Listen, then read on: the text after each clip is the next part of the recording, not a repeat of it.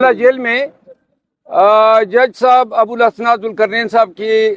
सदारत में हुई और जिसमें इस्तिगासे के वकला साहिबान और इमरान खान साहब की तरफ से हम पेश हुए, सलमान सफदर साहब पेश हुए, जबकि शाह महमूद कुरैशी साहब के वकला साहिबान नहीं आए थे। आज कार्रवाई जो है फाजिल जज साहब ने फर्द जर्म आयद करने के लिए मुकर्रर की थी, लेकिन चूंकि गुज़िश्ता पेशी पे हमें नकुलात नहीं दिए गए थे और ये एक कानूनी सिकम था,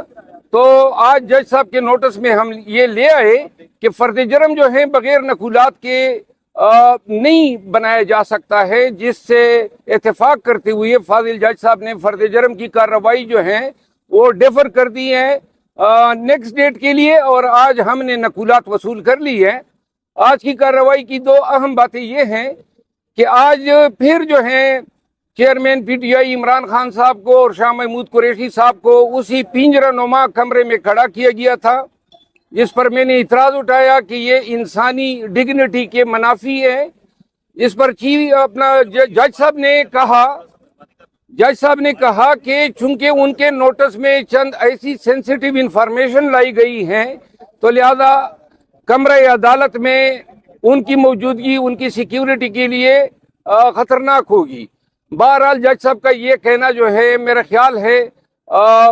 हमें अपील नहीं करता है, क्योंकि जेल में और उस कमरे अदालत तक पहुंचने के लिए 3-4 गेटों से होके गुजरना पड़ता है, पूरे बदन की तलाशी ली जाती है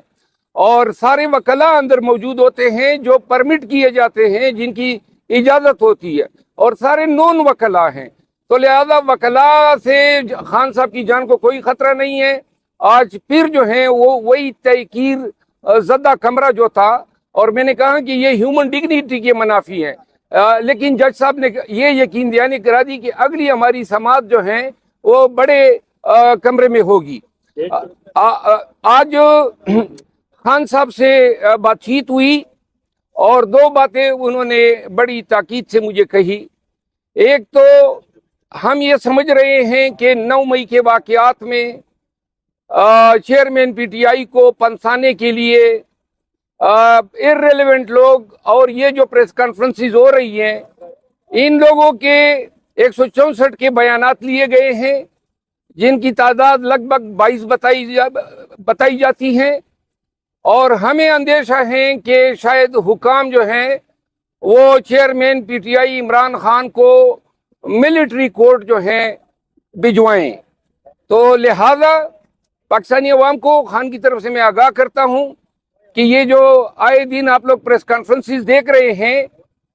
इसको जवाज बना के शायद हुकाम जो है अनकरीब खान को जो है मिलिट्री कोर्ट में जो ट्रायल शुरू हो गए हैं,